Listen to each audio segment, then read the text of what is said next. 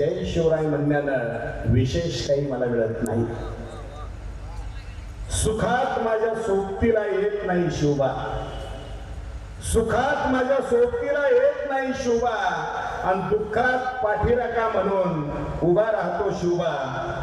कधी येशू होऊन कधी बुद्ध होऊन मला धीर देत राहतो, कधी येशू होऊन कधी बुद्ध होऊन मला धीर देत राहतो. आणि म्हणूनच मी जय शिवराय म्हणतो. एवढंच, बाकी काही नाही. जय शिवराय म्हणण्यानं मला विशेष काही मिळत नाही. बापाच्या कष्टा इतकी प्रामाणिक आणि आईच्या माये इतकी निस्वार्थी हाक म्हणजे जय शिवराय आहे. आणि आम्हाला स्त्री उद्धारक सावित्री माय कळणारी मनातली भावना म्हणजे जय शिवराय आहे. एवढंच, बाकी काही नाही. जय शिवराय म्हणा अथवा म्हणू नका, जय शिवराय म्हणा अथवा औपचारिकता म्हणून म्हणा, मी जन्माला यायच्या आधीपासूनच जय शिवराय म्हणतो. मी जन्माला यायच्या आधीपासूनच जय शिवराय म्हणतो. कारण बाप जय शिवराय म्हणायचा, म्हणून मी शिवरायांचा आदर करतो. आणखी बरंच काही सांगता येईल तुम्हाला, आणखी बरंच काही सांगता येईल तुम्हाला, पण त्यासाठी माझ्या समोर डोक्यात जात धर्म नसलेला माणूस पाहिजे.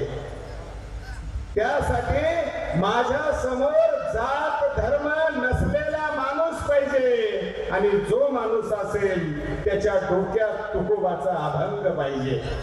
म्हणून मी जय शिवराय म्हणतो. आता कधी कधी माझा श्वास कायमचा थांबू पाहतो. आता कधी कधी माझा श्वास कायमचा थांबू पाहतो, तेव्हा मी मनापासून जय शिवराय म्हणतो. आता माझा श्वास कधी कधी कायमचा थांबू पाहतो, तेव्हा मी मनापासून जय शिवराय म्हणतो. थांबलेला श्वास सुरू होतो, मेलेला महादेव पुन्हा जिवंत होतो. म्हणून मी जय शिवराय म्हणतो, म्हणून मी जय शिवराय म्हणतो. धन्यवाद. धन्यवाद. आजच्या काळाला जी गरज होती ती कविता महादेव कांबळे यांनी आपल्यासमोर ठेवली. छत्रपती शिवाजी महाराजांचा पुतळा आपल्यासमोर आहे, शिवाजी नावाची माणसंही आपल्यासमोर आहेत. आणि परवा शिवजयंतीच्या निमित्तानं लहान पोरं भाषण करत होती आणि भाषणात त्यांचं वाक्य होतं, आले किती गेले किती उडून गेला भरारा, उरला नाही उरणार नाही असा शिवबासारखा दरारा. आणि म्हणलं दरारा शब्दाचा अर्थ काय? दरारात मध्ये भीती आहे, दहशत आहे, लपून छपून जगणं आहे. मग मी मुलांना म्हटलं की शिवाजीविषयी कुणाच्याही मनात दरारा नव्हता. असेल तर जिव्हाळा होता, प्रेम होती, माया होती, आधार होता. आणि मग वाटलं की आपल्याला शिवाजी अजून कळलेच नाहीत, शिवाजी आपण अजून वाचलाच नाही. 2500 वर्षापूर्वी तथागत झाले, 1000 वर्षापूर्वी महात्मा बसवेश्वर, 700 वर्षापूर्वी नामदेव चोखोबा झाले, 400 वर्षापूर्वी चोखोबा, 200 वर्षापूर्वी फुले आणि बाबासाहेब आंबेडकर. पण ह्या सगळ्यांच्या विचारात एका केसा इतका सुद्धा फरक नाही. आपण माणूस आहोत, माणूस म्हणूनच मोठं राहिलं पाहिजे आणि जगलं पाहिजे, हा विचार त्यांनी दिला. महात्मा बसवेश्वर म्हणतात, एकाच ओळी सांगतात म्हणून 1000 वर्षानंतरही ते आज जिवंत आहेत. बसवण्णा म्हणतात, या शरणांपेक्षा या जगात कुणीही मोठं नाही आणि माझ्यापेक्षा या जगात कुणीही लहान नाही. आणि हा समतेचा विचार तुम्हाला आम्हाला सगळ्यांना पुढे न्यायचा आहे. हीच खरी तर या कवी संमेलनाचा उद्देश आहे. यानंतर मी नितीन चंदन शेले एक वेगळ्या पद्धतीची रचना, आता थोडा वेळ आहे तर तुमच्यासाठी, आणि तुम्ही थांबला तर मग काय तुमच्या भरोशावर खरं वेळ आहे. मी तुमच्या वकीलपत्र देतो त्यांना. ठीक आहे. हो असं म्हणतात.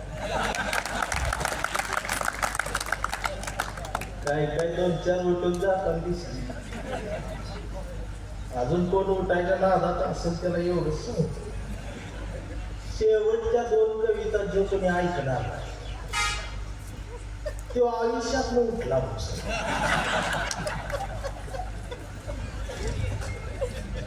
उद्या जर कोणी विचारलं शेवटी होतास उठला असता. आता कुणाला उठायच ते उठा.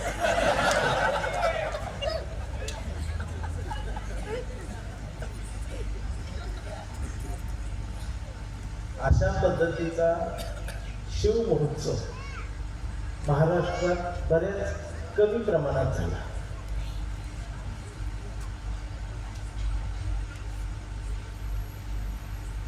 जिथं जिथं झाला तिथं तिथं मला वाटतं खरे मावळे आहेत, माणसं आहेत. कारण पुतळ्याच्या भोवती मेंढरांची गर्दी वाढलेली आहे आणि पुतळ्याजवळची मेंढरांची गर्दी माणसात आणायची असेल तर त्यासाठी कविता महत्वाची, त्यासाठी साहित्य महत्वाचं. तरी पण एखादं असतंच. कवी संमेलन कशाला,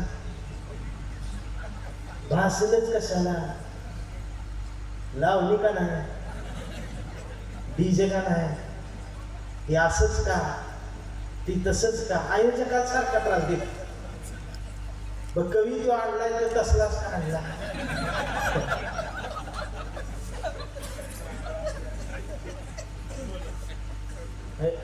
गुंजनताई सारख्या अजून 4-5 जणी आणले असतात काही झालं असतं. म्हणजे एवढ्या सुंदर नाटक ती काळात मला सांगितलं होतं पण तुम्ही आपल्यामुळे बोलवले नाही. म्हणजे असं असतंय बा, एखादा असं आडवं लावणं. तसं माझ्या गावात एक होतं, म्हणजे सारखं आडवं, हे असंच का, ते तसंच का, आणि नेमकं त्याचं नाव विकास असतं. त्याचं नाव विकास असतं. आणि कडू सारखं माझ्याकडे काय लिहिलं म्हणायचे, असंच का नाही होतं, तसंच का नाही होतं. नावाला साजेस वागत. एक दिवस ते माझ्याकडे आलं, मला म्हणलं मुलगी बघायला जायला माझ्या संगच. मी म्हटलं मला वेळ नाही, दौरा आहे. ते म्हटलं तुलाच यावं लागलं. म्हटलं मीच का, तर म्हटलं तू असलास की पसंत करते म्हणून मी गेले. ते कोण तिकडे ते यवतमाळ जिल्ह्यात मुलगी, विदर्भात धामणगाव गाव म्हणून आहे. आणि महाराष्ट्र एक्सप्रेसने घेऊन ती मला गेले. गाडी पुण्यातलं नगर खानदेश करून तशी निघली. आणि तो रेल्वेच्या खिडकीत ती गप बसलो. आणि अचानक विदर्भ सुरू झाल्यावर त्याला सगळा कापूसच दिसायला. इकडं कापूस, इकडं कापूस. आणि डोकं खाजवत माझ्याजवळ आलं, मला खिडकीत बघ. म्हटलं काय आहे, म्हटलं कापूस आहे. तर त्या डोक्यात आलं, एवढ्या कापसाच काय करायचं. आता मलाच कळलं, वातीलाच कापूस वापरतात एवढंच मला माहिती. मी म्हटलं आपल्याला काय करायचं आहे तू चल. पण ते सारखं कापसाकडे बघायचं आणि डोकं खाल्लं. आम्ही त्या गावात उतरलो, मुलगी बघायला गेलो. तर त्या मुलीचा बाप शेतकरी, त्याने गावात सगळा कापूस हात नाही. परत ही चप्पल काढताना कापसाला बघायला. कापसाला हात फिरवत मला म्हटलं एवढ्या कापसाला, म्हटलं तू चला. आज मुलगी बघायला बसलो, मुलगी समोर येऊन बसली. पोरीचा बाप होता, भावकी बसली त्यांची. आणि त्यांनी विचारलं, आम्हाला सांगितलं, म्हणजे मुलीला काय विचारायचं असेल विचारा. त्याने चौकटीतलं बाहेर वापरून बघितलं. ती जाऊ दे म्हटलं, एवढ्या कापसाच काय करायचं. आणि मग त्यांच्या लक्षात आली याची रेंज गेली. अशी रेंज गेलेली आहे. आम्हाला हाकलून दिलं. आणि परत गावात आलो.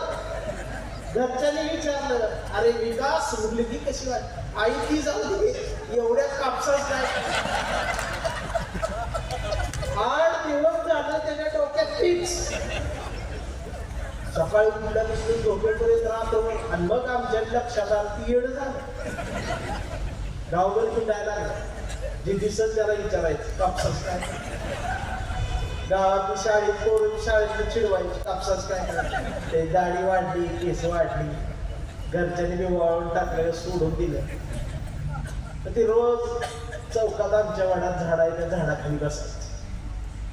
आणि आमचा बाळूकोळी म्हणून आहे की राहिल्यात भजी त्याला खायला द्यायचा.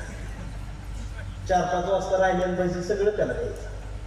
मग ते भजी खात बसलो होतो परवा. मग ते पेपर मध्ये भजी दिलं त्याला. आणि नेमकं त्या दिवशी ते पेपर असं भजी खात बसलं. शेवटचा भजी त्याला तोंडात टाकला. पेपरातल्या मिरच्या झाडल्या आणि त्या पेपरात बातमी होती, कापूस जळून राख झाला. आणि ते जोरात ओरडलं, जळायला ठेवला होता कापूस. आणि ती शान झाली, रेंज मध्ये आलं. आता कोणाच्या डोक्यात जरा असं जयंती असेच का, व्याख्यानच का, कवी संमेलनच का, एवढ्या लाईटीच का, तुला जाळायचंय तू बस, त्याची गरज आहे.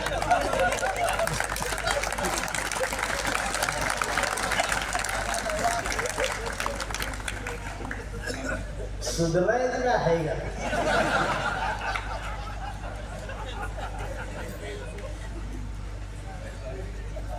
गंमत असे महाराष्ट्रात बघा, ढोबळे सर, माझा अनुभव असा आहे, एक तर प्युअर कांबळे पाहिजे,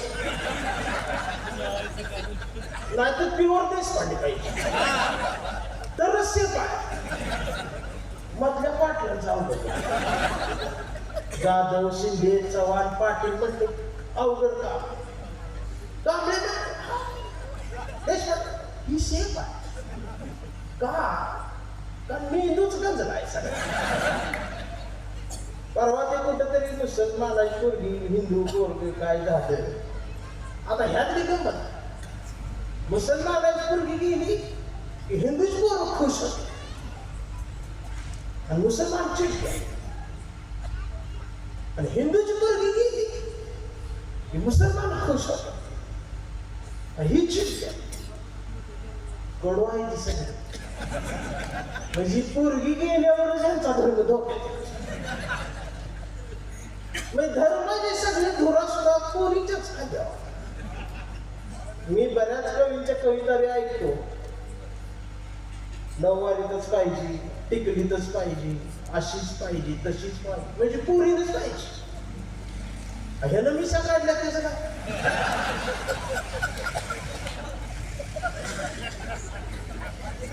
आता तर नवीनच व्याख्या मी त्या मोबाईलवर बघतो. हे पोरी असा का तसा का, बापाची मान. मला प्रश्न पडला, बापानच कुठं तिला, पोरीनच कुठं? बापानी पण आता बदलाय पाहिजे ना. कुठं पर्यंत आमच्या पोरींनी तुमची मान सांभाळायची. आमच्या पोरीला पण दुनिया मोकळी झाली पाहिजे, उंच उडायला, भरारी मारायला. आम्ही भाषणात म्हणते ते आम्ही स्त्रीला स्वातंत्र्य देतो. समजा तू कोण? ती जन्माला येतानाच या देशात स्वातंत्र्य घेऊन आली. जाऊ दे, असं बोलल्यावर लय मार.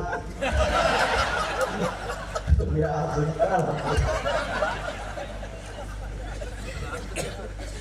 मला सांगितले कविता म्हण, बाकीचं बोलू नकोस. असेल तो इथंच कुठंतरी असेल म्हणून कविता आहे. आता कविताने धाडसन सादर करायला त्याच्यात सगळे पक्ष आधीच सांग. एखाद्याला वाटले की माझ्यावर चढायले म्हणजे आमच्या पक्षात यायले तर दम धराय. पुढच्या काळात मी तुझ्या विरोधी पक्षात जाणार. आणि एखाद्याला जर वाटलं त्यांचं चाललंय चालू, तू खुश व्हायचं. तुझ्या गल्लीतले मी पुढच्याकडे गेला, पहिल्याकडे जे येते त्यानं माझ्या मागावर यायचं, मला माफ करायचं. शेवटी तुम्ही दुसरं काय, भारताची जनता माफच करते. कोणी काय बी बोलते, बिबट्या आला शेळ्या सोडतो. आम्ही ऐकतच बातम्या बघतच. तरी साहित्यावर कवीवर प्रेम करणाऱ्या मंगळवेढेच्या भूमीत महाराष्ट्रातला शेवटचा राजकारणी आहे याचा आनंद मला वाटतो. कविता आहे, आजचा तरुण नेमका कोण आहे हे असेल तो इथंच कुठेतरी असेल. तो नेमका कुठं असेल तो इथंच कुठेतरी असेल. सकाळी सकाळी भोंग्यावर हनुमान चाळीसा म्हणत असेल. हनुमान चाळीसा म्हणता म्हणता तो कट्टर हिंदू झाला असेल तो इथंच कुठेतरी असेल. आणि कट्टर हिंदू झाल्यावर तो हळूच मातोश्रीवर गेला असेल तो इथेच कुठेतरी असेल. मातोश्रीवर गेल्यावर धनुष्यबाण घेऊन हिंदुत्व खेळत असेल आणि अचानक धनुष्यबाण घेऊन गुवाहाटीला पळाला असेल तो इथंच कुठेतरी असेल. रागवायचं पुढच्या कडव्यात त्यांच्या आहे. गुवाहाटीला गेल्यावर झाडी डोंगर हाटील बघून बहरला असेल. 50 खोके एकदम ओकेच्या घोषणा ऐकून तो गोंधळला असेल तो इथंच कुठंतरी आला असेल. तो परत आला असेल. मला धरून नेतील का, मला पकडून ठेवतील का, माझी चौकशी होईल का, मला तुरुंगात टाकतील का, या भीतीनं तो कमळाच्या फुलात जाऊन टाकला म्हणजे लई टोच नाही सहन करा. मला लई घुसली तरी मी मग तो कमळाच्या फुलात लपला असेल. कमळाच्या पाकळ्यांनी सुद्धा आवळून त्याचा फार रस काढला असेल तो इथंच कुठेतरी असेल. सगळा रस निघून गेल्यावर त्याची दाढी वाढली असेल, त्याची केस वाढली असते आणि अचानक त्याला बाहेर दिसत आणि मग हळूच भारत जोडोच्या यात्रेत गेला असेल तो इथंच कुठेतरी असेल. आणि भारत जोडोच्या यात्रेत अचानक नांदेडमध्येच गाडीत झाला असेल तो इथंच कुठेतरी आला असेल. चालता चालता थकला असेल आणि त्याला घड्याळ दिसला असेल म्हणून तो घड्याळाजवळ आला असेल. पण इथं नेमकं पुतण्याजवळ थांबायचं की काकाजवळ जायचं याच पेचात तो अडकला असेल. शेवटी त्यानं तुतारी वाजवली असेल तो इथंच कुठेतरी असेल. आणि अचानक तो अन्याय विरुद्ध पेटला असेल, चिडला असेल, पॅन्थर झाला असेल, त्याला बाबासाहेब आठवले असेल आणि मग हळूच तो RTI मध्ये गेला. पण त्याच्या अध्यक्षाच्या कविता ऐकून आता कोण असेल तिकडचं तर साहेब माझ्या गावचे आणि पहिल्यांदा त्यांनी माझी कविता माझ्या समोर बसून ऐकल्या त्यामुळे ती लई खुश झाली आहे. त्यामुळे कार्यकर्त्यांनी खुशच व्हायचे. अचानक तो RTI मध्ये गेला असेल, त्याच्याच अध्यक्षाच्या कविता ऐकून तो गंजला असेल आणि त्याला वंचित झाल्यासारखं वाटत असेल आणि मग हळूच तो वंचित मध्ये आला असेल. पण इथं नेमकं वंचित कोण हीच त्याला कळत असेल तो इथंच कुठंतरी असेल. आणि मला वाटतं आज तो मरवडेच्या या कवी संमेलनाला आला असेल, गर्दीत कुठेतरी बसला असेल आणि मला बघून माझ्या कविता ऐकून तो हळूच आतल्या आत हसला असेल. पण सगळं कवी संमेलन झाल्यावर तो माणूस बनला असेल, अगदी बनला. बाबा भारतीय म्हणून घरी जा, प्रेम कुणावर बिकट, इथं दांडक्यावर आणि फडक्यावर प्रेम करत बसू नकोस. बाप वाट बघतोय, आई वाट बघत्या आणि त्या डाव्यांच्या आणि उजव्यांच्या गर्दीत एकमेकांचं पाय अडकून पाडणाऱ्यांच्या मेंढरांच्या गर्दीत माझ्या देशाचा तिरंगा हरवत चाललाय. तो तिरंगा कुठेतरी शोधावा लागायची वेळ येऊ नये यासाठी भारतीय होऊन राहणं सध्या काळाची गरज आहे. धन्यवाद जातोय, परत बोलवलं तरी येतोय. लक्षात ठेवायचं शेवटच्या 2 कविता जर कोण ऐकला किंवा आयुष्यात. धन्यवाद. वा वा, काय वाटतं तुम्ही आलेलं असं वाटत नाही.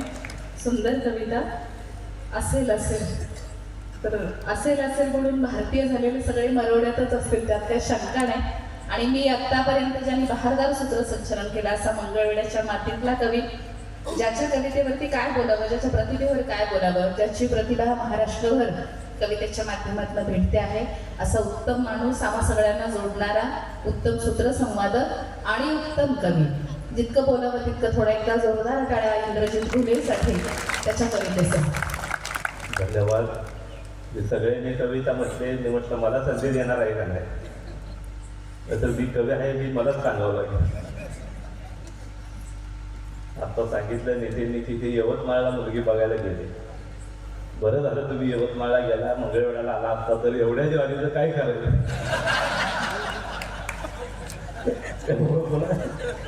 तुम्ही इकडं आला नाही ते बरं आहे,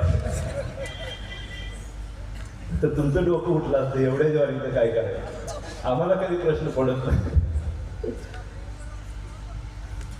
आता मी कविता म्हणायची, कुठली म्हणायची म्हटल्यावर गुंजन पाटीलच म्हणाले लग्नातलं जेवण म्हणा.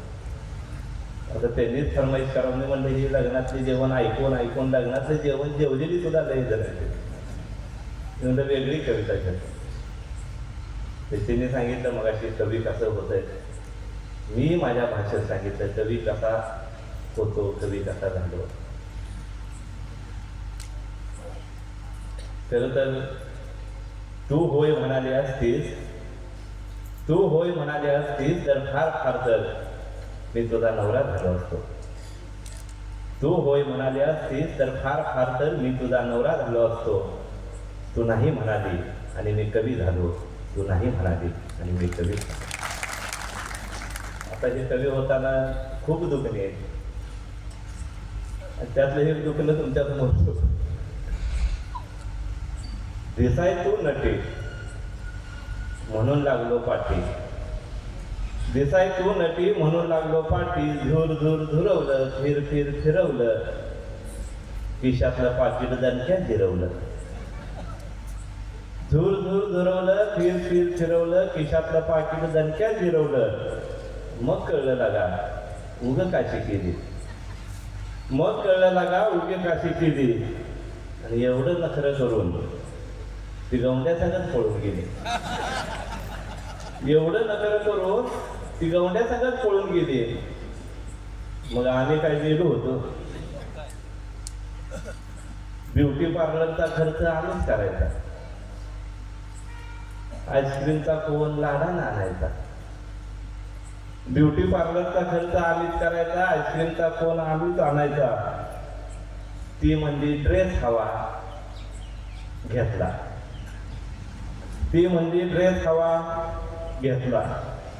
ती म्हणली मोबाईल हवा घेतला. म्हणाय घेतला तुम्ही दिला का?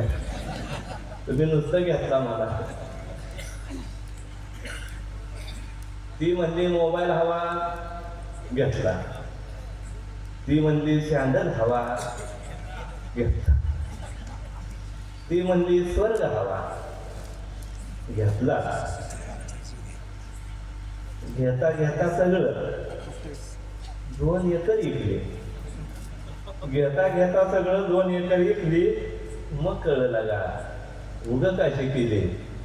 आणि एवढं नखरं करून ती ड्रायव्हर संग पळून गेली.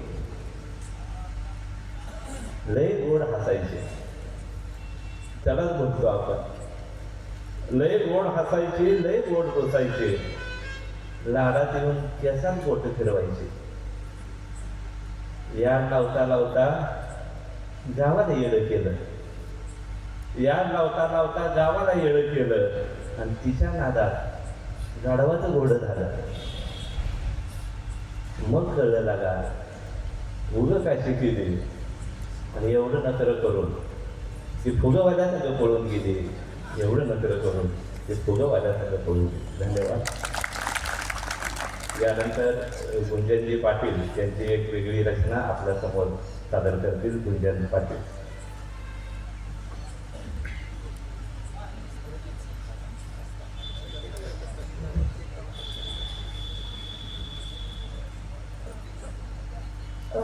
दादा आता परवा एका कॉलेजला गेले होते, प्रमुख अतिथी म्हणून. ज्युनियर कॉलेज होतं. 11वी-12वीची लेकरं समोर बसलेली होती. जशी ही लेकरं छोटी काही बसलेली आहे समोर, त्या वयाची असतील. आणि त्यातला एक 11वीचा मुलगा टक लावून बघत होता. आता मला थोडंसं ऑकवर्ड झालं. मला त्याला सांगावं वाटलं की अरे बाबा मी मोठी आहे. स्टेजहून काही सांगता येईल ना. तो इतका टक लावून बघत होता की मला बोलायला कठीण झालं. मग स्टेजहून साईडला गेल्यानंतर मी त्याला बोलवून घेतलं आणि त्याला सांगितलं की अरे बाबा मी मोठी आहे तुझ्यापेक्षा. तर म्हणतो मॅडम तुम्हाला कळलं नाही म्हणे. म्हटलं काय? आमच्या सरांनी सांगितलंय मोठी स्वप्न बघायची.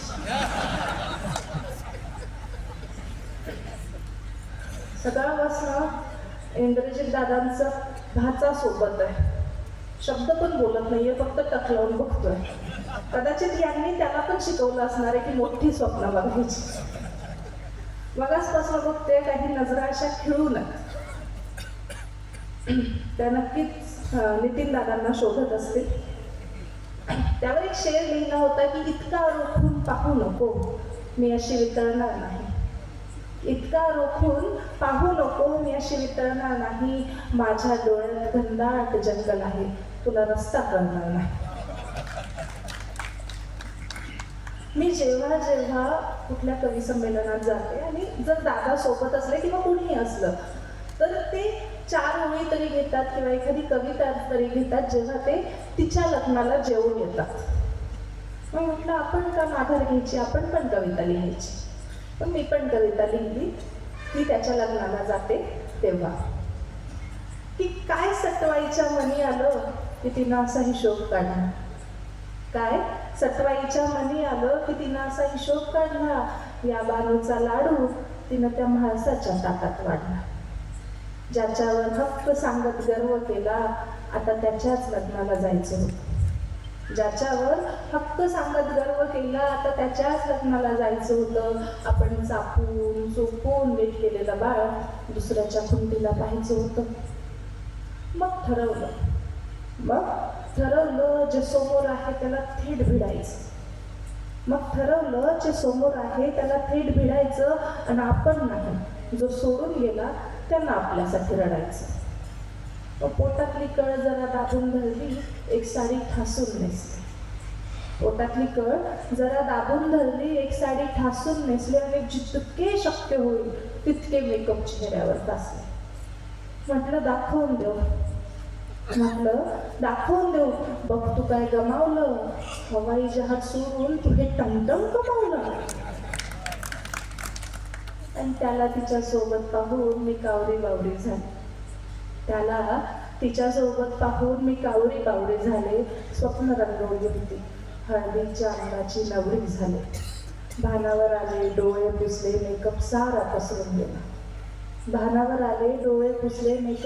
पसरून गेला. फाजील सारा आत्मविश्वास डोळ्यातून घसरून गेला. रडून पडून गळा फाडून काही केल्यास भागत नाही. आणि प्रेम कोणाचंही असो ते शब्दाला जागत नाही. मग नजरेस नजर झाली, डोळे अजिबात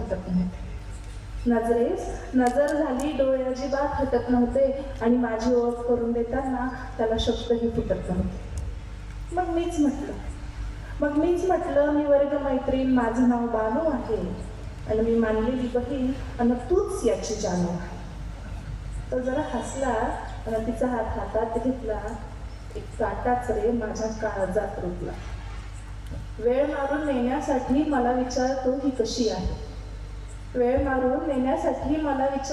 कशी आहे. म्हटलं तुझ्यासारख्या गोल कपासाठी हीच योग्य बशी आहे.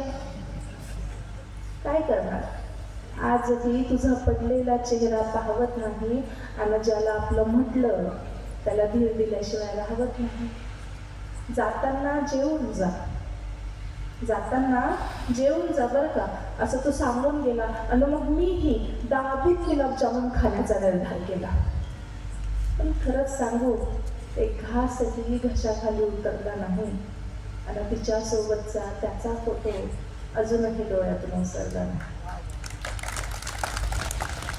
एकांतात बसून मी त्या सटवाईला विचारत राहते. एकांतात बसून मी त्या सटवाईला विचारत राहते.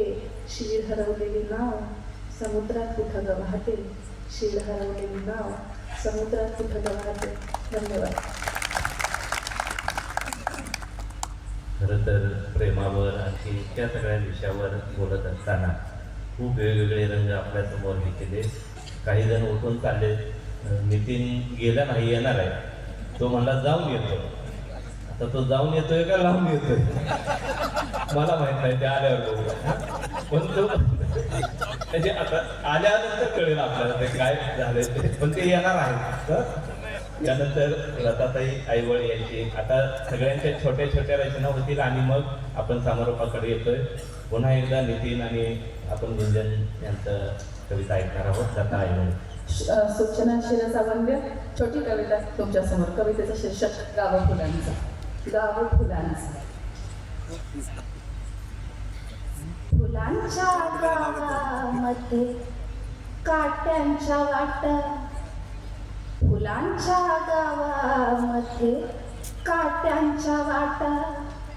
पावले किती जपावी, पावले किती जपावी, ऋत तोच काटा. फुलांच्या गावामध्ये काट्यांच्या वाटा. चांदणे हे उशाला तरी हा दाह कसला. चांदणे हे उशाला तरी हा दाह कसला. कोणी समजून घ्यावे अट्टाहास कशाला. कोणी समजून घ्यावे अट्टाहास कशाला. फुलांच्या गावामध्ये काट्यांच्या वाटा.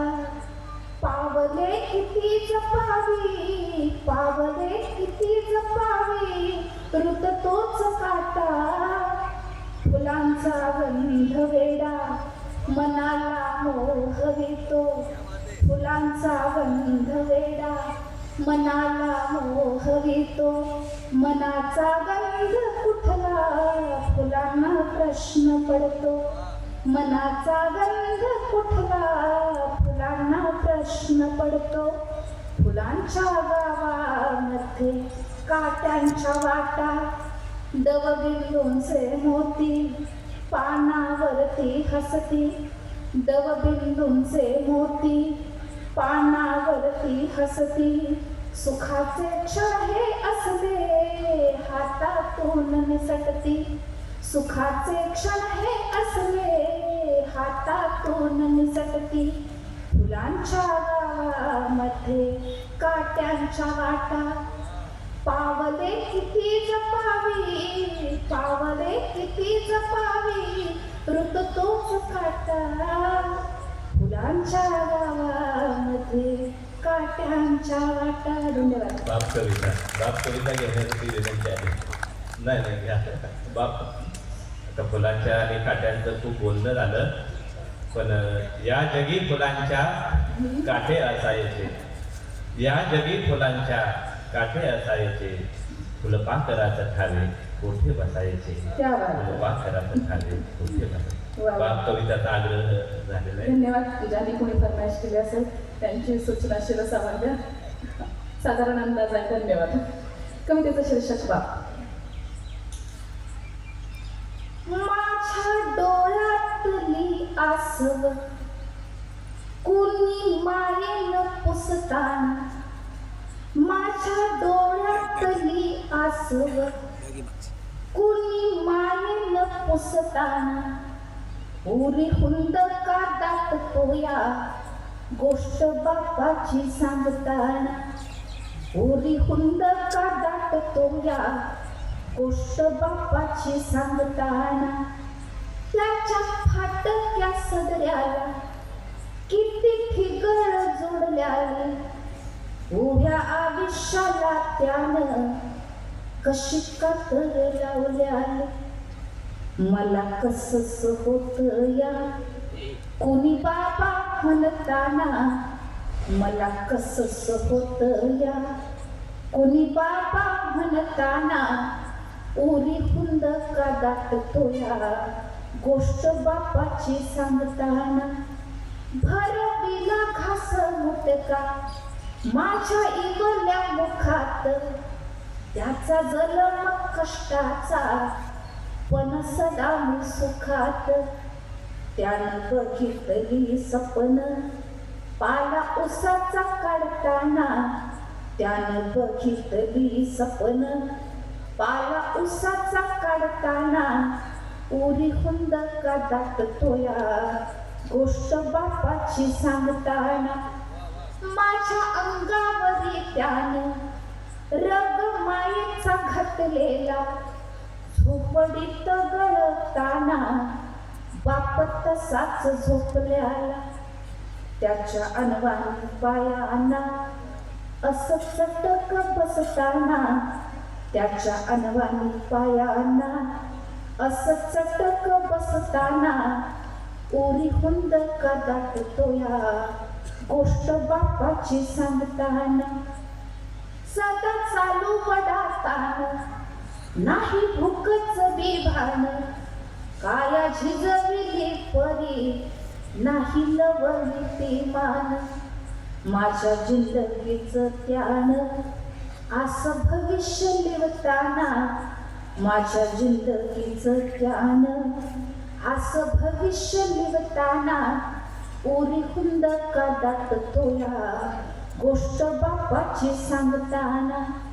म्याले वाया शिकले मग सभेत बोलले आज फुलात चालले पण काटे का बोचले त्याच्या कष्टाचं चीज मी असं रात्रंदिन करताना त्याच्या कष्टाचं चीज मी असं रात्रंदिन करताना उरी हुंद का दाटतो या गोष्ट बापाची सांगताना उभा जलम घालवला अशक्यत त्या वनव्यात पण भिजले मी कशी त्याच्या मायेच्या पावसात दिला सबूद मी त्याला शेवटच्या वक्ताला दिला सबूद मी त्याला शेवटच्या वक्ताला माझं जीवन घडविण नाव तुमचंच घेताना माझं जीवन घडविण नाव तुमचंच घेताना. धन्यवाद. धन्यवाद ताई. खरं तर या प्रत्येकाचे आपल्या बापाची आठवण व्हावी असे स्वर आणि असे शब्द. त्यानंतर रोहित देशमुख यांना विनंती करतो की आपली एक छोटी रचना सादर करावी. रोहित देशमुख.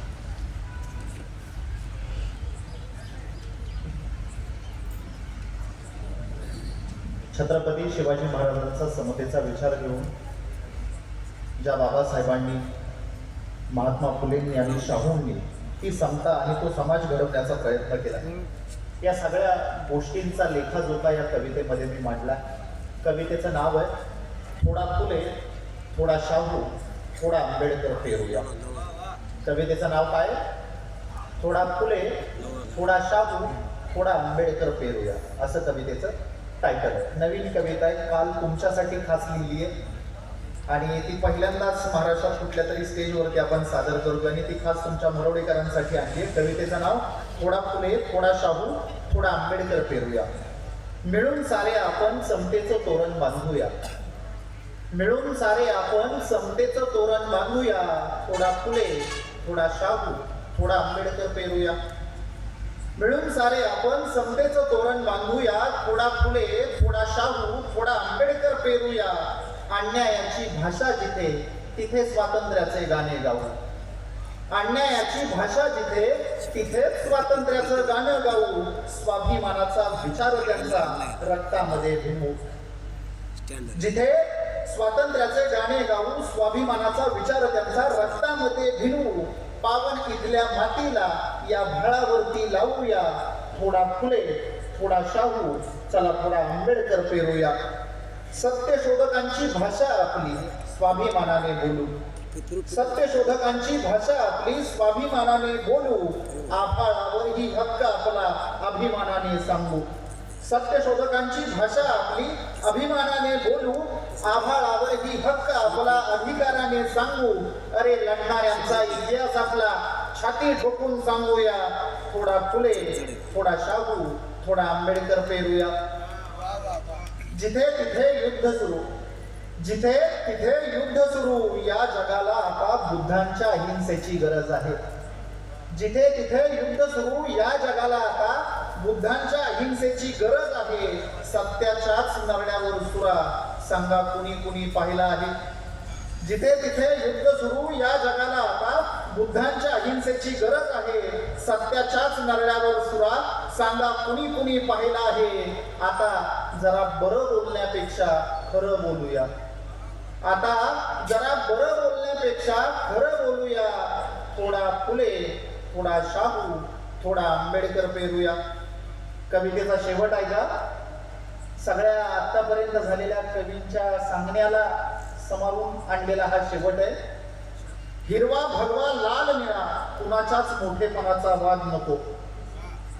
हिरवा भगवा लाल निळा कुणाच्याच मोठेपणाचा वाद नको. तुम्ही कोण, कुठले, हा देश तुमचाच का, हे आता प्रश्न नको.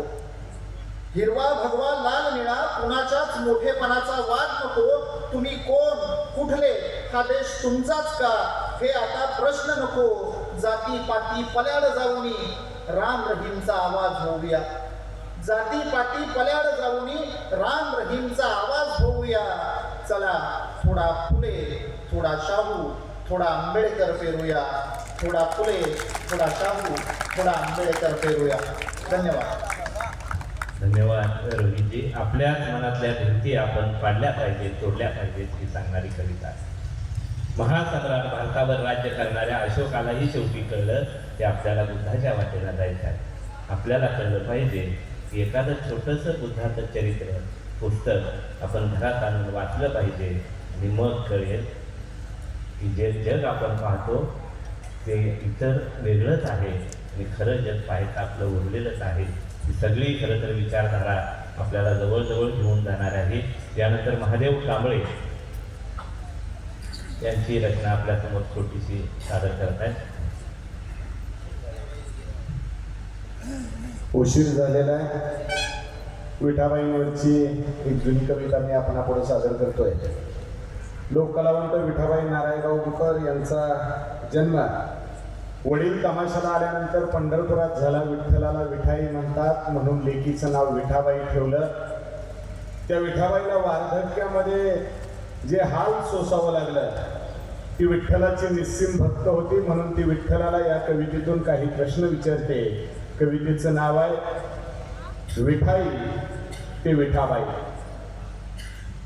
विठ्ठला विठ्ठला तुझी रुक्मिणी जर कमरेवरचे हात सोडून कंबर हलवत नाचली असती. विठ्ठला तुझी रुक्मिणी जर कमरेवरचे हात सोडून कंबर हलवत नाचली असती तर तूच काय पण तुझी रुक्मिणी सुद्धा नाचताना माझ्या पुढे झुकली असती. देवा तमाशा वाईट असतो, देवा तमाशा वाईट असतो. मग सांग तुझा भक्त तिथं शिट्ट्या कसा काय वाजवत असतो आणि तुझ्या पायावरचा माथा माझ्या पायातल्या घुंगरा पुढे कसा काय झुकत असतो. तू अनेक सोज्वळ बायकांना आशीर्वाद दिला असेल, तू अनेक सोज्वळ बायकांना आशीर्वाद दिला असेल. मी तर जन्मले तुझ्या वाळवंटात, मी काहीच मागितलं नसेल. तू काय दिलंस मला, तू काय दिलंस मला. पायात चाळ, अंगावर नऊवारी आणि बोर्डावरचा लखलखाट उगवत राहिली रोज अंतरंगात माझ्या दुःखाची नवी पहाट. पुढं माणसं जोरात ओरडायची, पाठीमागं तंबूत माझं बाळ रडायचं, तरी सुद्धा मी नाचत राहिले. पुढं माणसं जोरात ओरडायची, पाठीमागं तंबूत माझं बाळ रडायचं, तरी सुद्धा मी नाचत राहिले आणि शिट्ट्यांचा वार काळजावर सोसत राहिले. सावधान देवा, सावधान देवा, तुझ्या मंदिरात आता आरतीऐवजी बोर्डावरची लावणी गोमत जाईल आणि तुझी रुक्मिणी पायात चाळ बांधून सगळ्यांना मुजरा करत राहील. मग नाईलाजानं तुला हे नाचावं वाटेल, मग सांग मंदिरात भरलेल्या तमाशातून तुझी सुटका होईल तरी कशी? की विठ्ठला कदाचित तुलाच व्हावं लागेल बोर्डावरची मावशी. देवा तू सगळ्यांची आई विठाई झाला, पण भक्तांवर प्रेम करताना मात्र हातचा राखून ठेवला. देवा तू सगळ्यांची आई विठाई झाला, पण भक्तांवर प्रेम करताना हातचा राखून ठेवला. बाई तसं करत नाही, बाई तसं करत नाही. मग ती कोठ्यावरली असो, नाचणारी नसो किंवा पतिव्रता असो, देवा बाईने कधीच हातचा राखला नाही. लेकराला दूधच पाजलं, आपल्या विष कधी पाजलं नाही. देवा बाई चांगली असो किंवा वाईट, तिच्या काळजातून प्रेमाचा झरा वाहत असतो. देवा बाई चांगली असो किंवा वाईट, तिच्या काळजातून प्रेमाचा झरा वाहत असतो. आणि प्रत्येक बाईच्या मनात आईपणा जिवंत टिकून असतो. शेवटी सांग विठ्ठला, एवढं साधं सोपं जगण्याचं तत्वज्ञान तुला कळालं नाही. सांग विठ्ठला, एवढं साधं सोपं जगण्याचं तत्वज्ञान तुला कसं कळालं नाही? कारण तू फक्त विठाई झाला, विठाबाई कधीच झाला नाही. विठाबाई कधीच झाला नाही. धन्यवाद. धन्यवाद. यानंतर प्राध्यापक रोहित इंगे यांची एक छोटी रचना आपल्या समोर येते.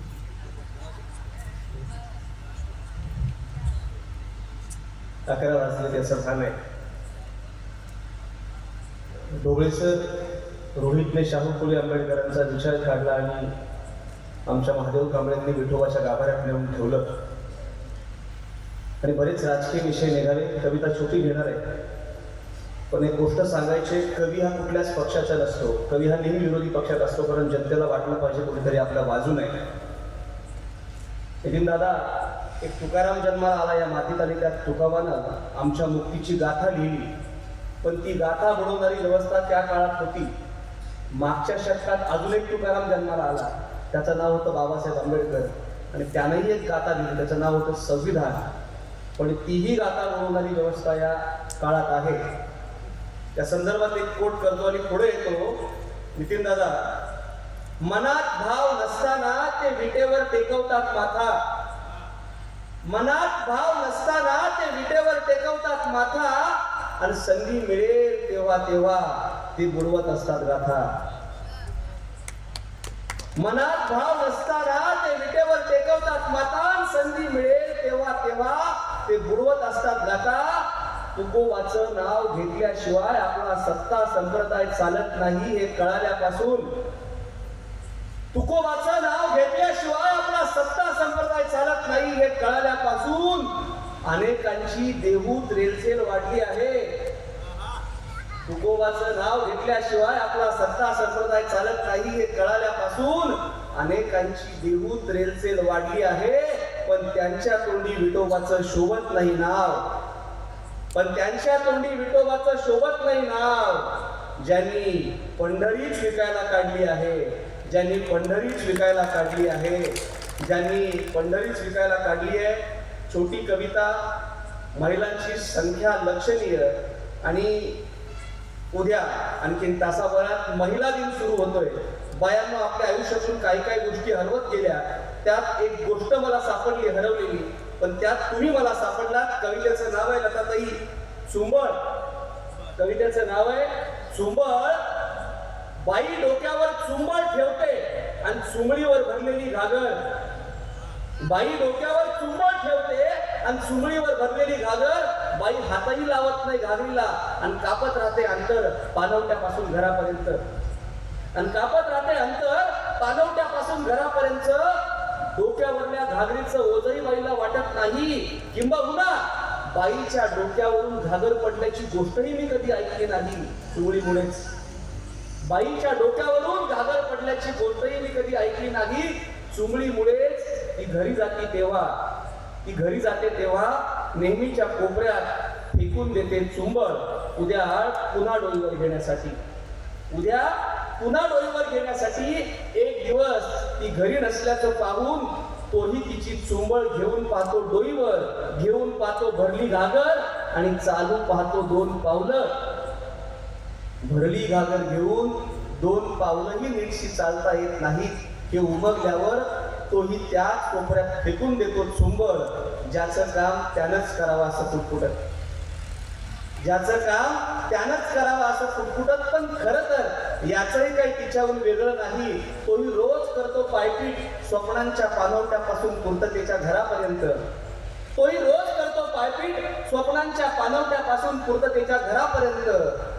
अपेक्षांची भरलेली घागर घेऊन, आणि तीही त्याला देत राहते आधार, आणि तीही त्याला देत राहते आधार. अगदी चुंबडीसारखाच, अगदी चुंबडीसारखाच. आणि शेवट खरे सांगायचे तर आजवर त्याच्या स्वप्नांपायी, आजवर त्याच्या स्वप्नांपायी तिचीच चुंबळ होत आली आहे, तिचीच चुंबळ होत आली आहे, तिचीच चुंबळ होत आली आहे. धन्यवाद. धन्यवाद रोहितजी. खरं तर तुम्ही सांगितलं बाईच्या डोक्यावर चुंबळ होती, चुंबळीवर घागर होती. आता चुंबळही निसटली, घागरही नाहीशी. राहिलं डोकं आज व्यवस्थेनं ते सिरियलच्या दावणीला बांधतात. आणि मग आता आपण ठरवायचं की आपलं डोकं कुठं न्यायचं आहे, कुठं ठेवायचं आहे. त्यानंतर वर्षा चौगुले मॅडम आपली एक रचना सादर करतील, शिवाजी सातपुते, आणि मग नितीन चंद्रशिवे, आणि आपण गुंजन पाटील यांच्या कवितेनं समारोपाकडे येतो. आता सांगितलं बाईंचं चुंबळ वगैरे गेलेली आहे, पण एक तुमच्या लक्षात आलं असेल, इथे सुद्धा 2 पक्ष आहेत. आम्ही घर आणि नाती सांभाळत आमच्या कविता सादर करतोय, राजकारण आणि बाहेरच्या कविता इकडं सादर होत आहेत. तर आता महिला दिनाचा उल्लेख केला, चुंबळचा उल्लेख केला, आणि एक त्यालाच जोडून एक कविता माहेर. तुम्हालाही असतं, आम्हालाही असतं, पण माहेर बाईच्या दृष्टीनं काय असतं? नदीच्या पल्ल्याड बाई माहेर हासर, नदीच्या पल्ल्याड बाई माहेर हासर, अंगणात बागड वासर पाखर. माहेरच्या वाटेवर आठवांचा पूर, माहेरच्या वाटेवर आठवांचा पूर. रानातल्या पिकावानी उतुरी ऊर, माहेरच्या मातीला ग श्रावणी सुवास, माहेरच्या मातीला ग श्रावणी सुवास. दगड धोंडे गवतही आहे बाई खास, माहेराच्या अंगणात मायेचा पाऊस, माहेरच्या अंगणात मायेचा पाऊस. एकेकाच काळी जग मळ्यात लावूस, माहेरची नाती बाई बांधावी पदराला, माहेरची नाती बाई बांधावी पदराला. काट्यातून चालताना येई हाकेला. आणि शेवट सगळं जग म्हणतं माझं माहेर पंढरपूर, पण आम्ही बायका काय म्हणतो बघा, माहेराला जाणं जणू पंढरीची वारी, माहेरला जाणं जणू पंढरीची वारी. दारामध्ये वाट पाही विठ्ठल रखुमाई, दारामध्ये वाट पाही विठ्ठल रखुमाई. खूप धन्यवाद. इंग्रजी दादांच्यामुळे आज इथं येणं झालं. मंगळवेळेला आम्ही 2-3 वेळा आलो, पण या व्यासपीठावर आज पहिल्यांदा आलो. 26वा वर्धापन दिनाच्या तुम्हा सगळ्या टीमला शुभेच्छा आणि या कार्यक्रमाच्या शताब्दीसाठी आभाळभर शुभेच्छा. शिवाजी सातपुते आपली एक रचना सादर करतील. परवाच इलेक्शन झाले, त्यावेळेला लिहिलेले 4 ओळ की बंड आणि बंडाळीची लागण झाली तळाला. बंड आणि बंडाळीची लागण झाली तळाला, सगळीच फुटकी भांडी झेडपीच्या नळाला. सगळीच फुटकी भांडी झेडपीच्या नळाला. तर एक उखाणा घेतो, लोकशाहीचा उखाणा की नखावरती टकवत शाही गोल फिरते लोकशाही. नकावरती डकवत शाही गोल फिरते लोकशाही. 70 वर्षाची असून म्हातारी तरुण होण्याची करते घाई. लोकसभेची नेसून साडी पंचायतीची चढते माडी. आमदारकीचा भरून चुडा गावभर उधळे झेडपीचा घोडा. मी बाई रंगील्या रंगाची लोकशाही ढंगाची. मी बाई रंगील्या रंगाची लोकशाही ढंगाची. भाकड जर्शीच्या शिंगाची. कुणी कशीही काळा धार नाही चंदी पाण्याचा भार. जात जातीच्या झिंगाची झिंग सत्तेसाठी माजोरी. जात जातीच्या झिंगाची झिंग सत्तेसाठी माजोरी. खुली करते चिजोरी मत आले बाजारी. पदोपदी करते बोली मग भरते थैली. थैलीतून थैली घेऊन दारोदार मत मताचा बाजार. अशी लाचारीची मिजासी. भुरळ घालते गावाशी. खाण्यापिण्याचा गोडवा कसा येईल आडवा. झणझणीत तांबडा पांढरा रस्सा. लाल तवंग गरम किसा. रक्तीच्या फोडी मेंदूचा खिमा. हसत झुलत उडतो गळी. मतदारांच्या भरवशावर बोकड जातो बळी. हंडाभर खडक पाणी. दालच्या डाळ शोधा मनी. गोल फिरते हंड्यात पळी. आडी मिळी भूक चिळी. त्यांचाच वाढप्यान त्यांचीच खडी. पाण्यात दारू की दारूत पाणी. पाण्यात दारू की दारूत पाणी. ताटात हात के हातात ताट. कोण कोणाच्या पक्षाच्या कळून आलं पहाट. काय पक्ष किती दक्ष. काय इत्या काय आघाड्या. घोड्यावर घोड्या नुसत्या कुरघोड्या. फसल्या गाड्या वाढल्या दाड्या. द्याड्यांची फिरते जुळी. झाड टाके पुढारी टोळी. निकालाचा जाळ दूर मग भरून येतो ऊर. निकालाचा जाळ दूर मग भरून येतो ऊर. गेला पैसा आली सत्ता खुर्चीत बसून मिळतो भत्ता. तेव्हापासून घालतो जॅकेट बधीर होऊन मारतो पाकीट. तेव्हापासून घालतो जॅकेट बधीर होऊन मारतो पाकीट. विकास नागडा समृद्धी उघडी. विकास नागडा समृद्धी उघडी. विकासाचा निधी खेळतोय फुगडी. दरवेशी म्हणा दारुडी म्हणा दारुडी म्हणा. काय म्हणायचंय ते म्हणा पण मला तुमची म्हणा. मी कायद्याने गुन्हाची 5 सालच्या धन्याची. मी कायद्याने गुन्हाची 5 सालच्या धन्याची. पिवळ्या धमक सोन्याची अलमारी त्या नाण्याची. लोकशाहीची लुगडी पायदळी तुडवली गावानं. लोकशाहीची लुगडी पायदळी तुडवली गावानं. खाऊन पिऊन बेखर देते मतदारांच्या नावाने. खाऊन पिऊन ढेकर देते मतदारांच्या नावाने. धन्यवाद. गुंजन पाटील आपली एक रचना सादर करत आहेत.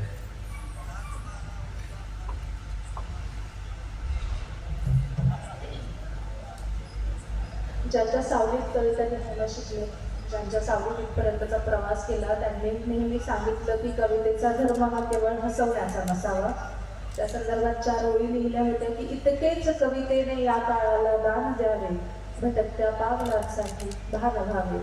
माणसातला हा दुरावा संतो मला. माझ्या कवितेतून हे अंतर मिटावे. उद्या महिला दिन आहे आणि स्त्री जाणीवेचीच एक कविता तुमच्या समोर घेते. कवितेचं शीर्षक आहे मला आई व्हायचं नाही. बाईचं जीवन अवघड असतं इतकंच आईनं सांगितलं. बाईचं जीवन अवघड असतं इतकंच आईनं सांगितलं. ऐकून मीही आई झाले आणि कधीच काही नाही मागितलं. ज्या वाटा आई गेली मी त्याची पायी झाले.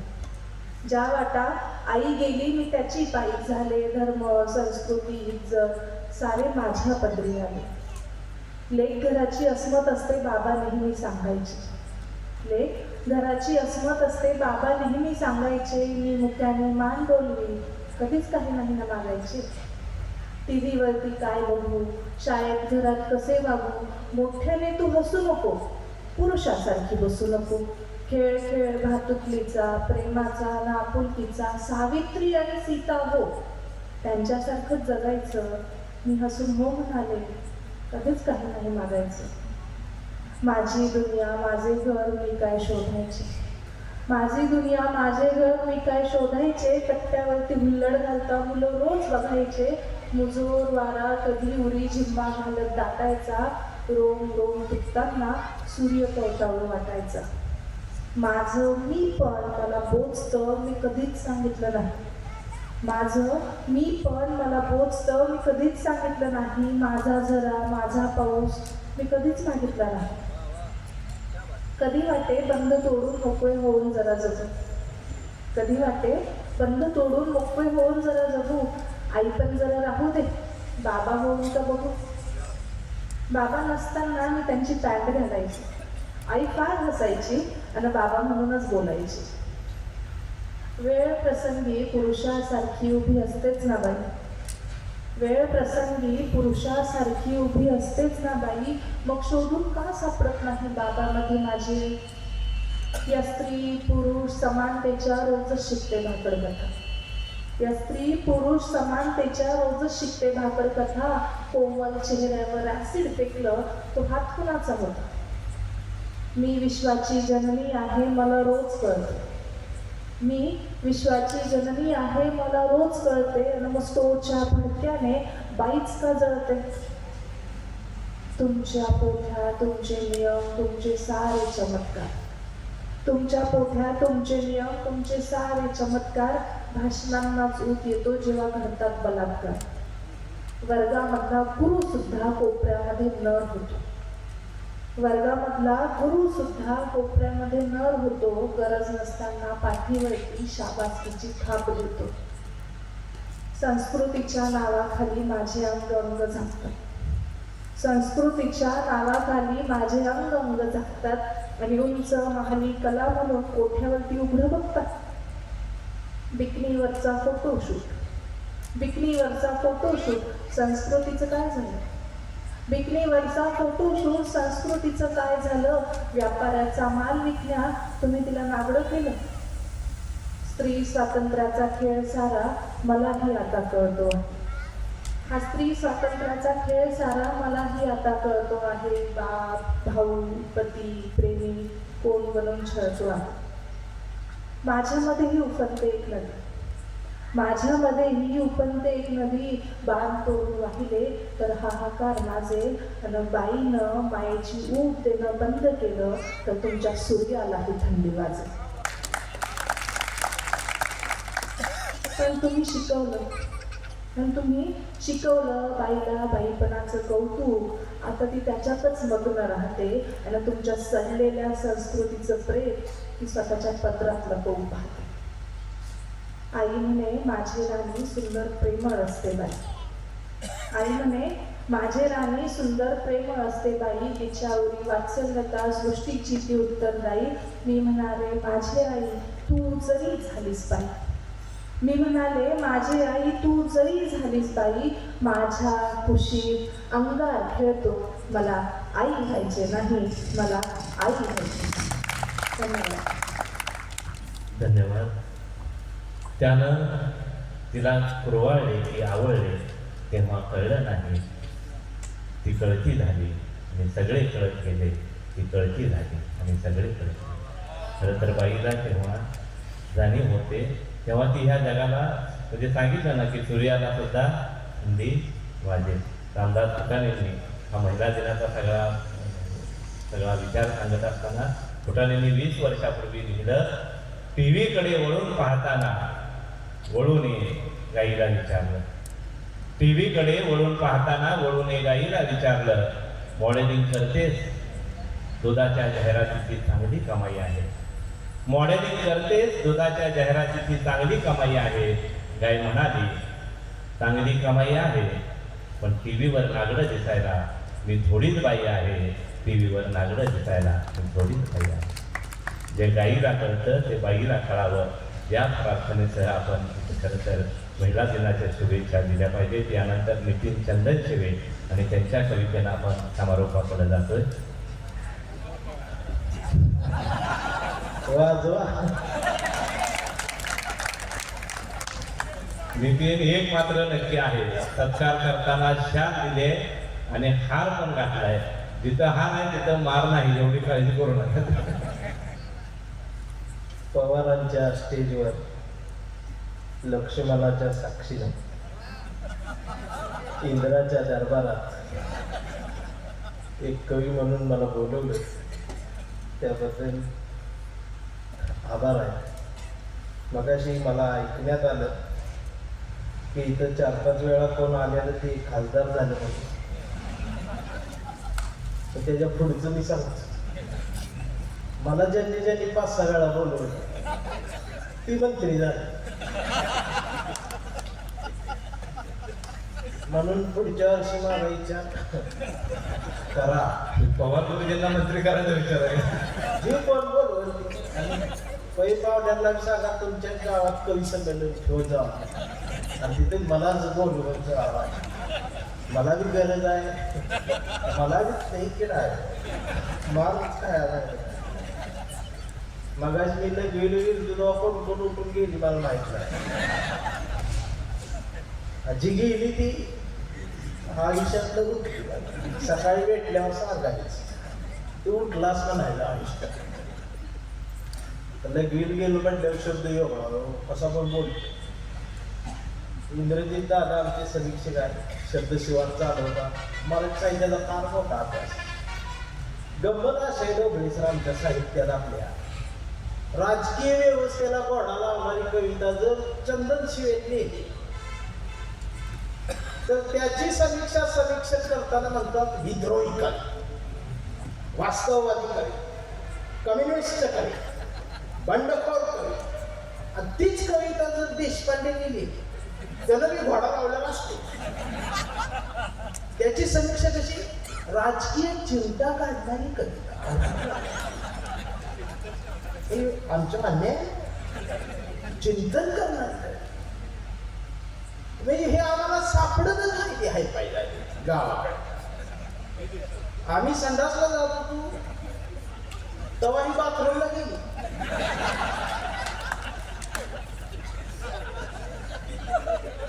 नंतर माझ्या लक्षात आलं आमच्या म्हटलं आता आपण सुद्धा बाथरूमला गेलो पाहिजे. मागच जायचा कामा नाही पण आम्ही बाथरूमला गेलो तर आम्हाला बघून ते टॉयलेट नाही. परत बाथरूम आली मागास म्हटलं आता आपण सुधारलं पाहिजे. मग आम्ही टॉयलेट करतो व्हायला लागलो तर हे वॉशरूमला गेली. मग मी स्पीड वाढवली. वॉशरूमच्या दरवाज्यात झाला तेवढ्यात ते फ्रेशच नाही. हे सापडतच नाही ना मला. आणि आता लक्षात आले की झुलका भाकरी शोधत गावाकडे चुलीवरच बघा. तो फरक आहे सगळा. सगळी तरुण पोरं आहे. मोठं व्हा, पैसे कमवा, शहाणा व्हा.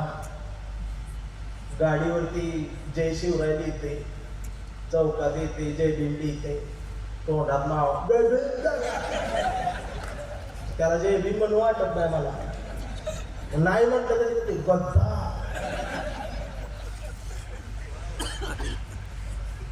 जरा ती कविता ऐकून शाळा झालं त्याला अशोक चक्र टाकलं. म्हणजे ही काय अशोक चक्र किती कांडे आहेत मोजल्याच ना मोजायला हवा. आणि मग संध्याकाळी कळलं मला 2 हप्ते राहिल्यात गाडीच. फायनल मला हुडकायला हायवे जाऊन पडते इकडेच काय पडायातलं बाहेर मोठं. मला कधी कधी वाटतं कांबळे पवार आमची पाटील मरवड्यातल्या पण पोरांच्या घरावर ईडीची इन्कम टॅक्स धाड पडली पाहिजे. एवढं मोठं झालं पण कवी संमेलनच घ्यायची आणि मला बोलवायचं. असं बऱ्याच वेळा बसलं गुंजनबाईंनी सांगितलं विनोदात्मक कविता नसली वगैरे विनोदी जास्त नसावा. तर कसं असते कधी कधी असायला काय काय समीक्षक असतात 100त 1-2% ते बघत असतात तू एवढा का व्हायरल आहे म्हणजे सूरज चव्हाण मी व्हायरल होती त्यात काय एका बोकीत टिंगुळून बोली तर टोका म्हणलं मी व्हायरल होतोय. पण त्या समीक्षकांसाठी कविता आहे. मी खरं सांगतोय मी उद्या पवार सर माझी केंब्रिजला तारीख होती पण ती तिकडे भांडणं लागल्यामुळं मला इकडे जायला लागलं.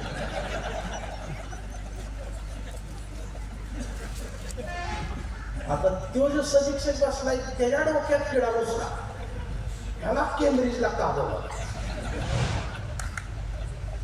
त्या लेवलची मी कविता आहे त्या माझ्या. मी मरोड्यात बी आहे पुढच्या महिन्यात ऑस्ट्रेलियात बी असतो. फक्त फरक एवढा जाय मी रेस व्हायला जात नाही. मी अजून मी संडासला जातो. कोट कवा घालत नाही. कोट घातला तर माझं लय अवघड होते. परवा इंग्रजी दादा मी कोट घालून स्वारगेटच्या स्टँडला होतो. पहिल्यांदाच गाठला एक बाई आणि समोर पोराला घेऊन ती माझ्याकडे एकटक बघायला लागली आणि मी बॅग केला एका बाजूला अडकवायची घेतली पोटावर बाई पण तीच घाला म्हटली. मला वाटलं फॅन असेल म्हटले आता शेल्फी बिल्फी मागं. ती जवळ आली पोराला जवळ केलं म्हटली कानातला मन काढा मग माझ्या लक्षात आलं आपण कोट घातल्यावर कानातला मन काढणार कोट वाढला असल्या तुम्ही आपलं माझ्यावर प्रेम करा काय चुकलं तर माफ करा शेवटी तुम्ही कविता आहे माणसांवर प्रेम करणारा कवी. आता त्या समीक्षकासाठी बाकीच्यांनी बी ऐका. अरे यावं त्या चार्ली चॅपलिननं माझ्याकडे.